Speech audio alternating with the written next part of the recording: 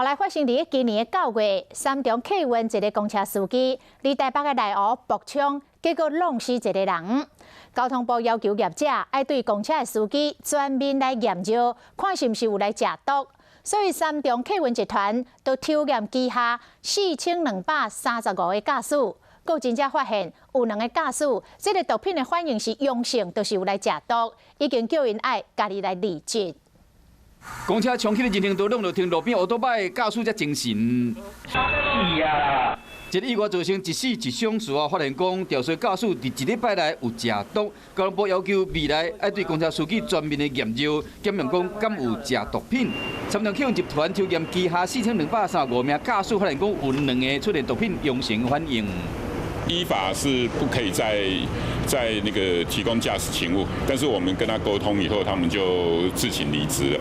另外，为了要减少因为死角造成意外，即马客运甲公车嘛要全面到这款先进的驾驶辅助系统，希望讲会使减少车祸。 现在市区公车呢都会配置这种 ADAS 系统，只要人或车在靠近车子1.5米之内的话呢，那么车子就会发出这样的警示声响。请注意右方来车。一旦驾驶听到了警示声响，就会特别注意左右来车还有行人。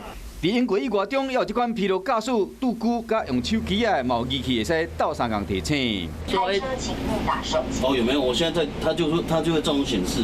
另外，伫国道客运驾驶座头前嘛有4角提醒，甲路线偏移的侦测。客运的行车关系到大众安全，种种预防措施，就是希望讲会使帮助提醒驾驶，减少危险的代志发生。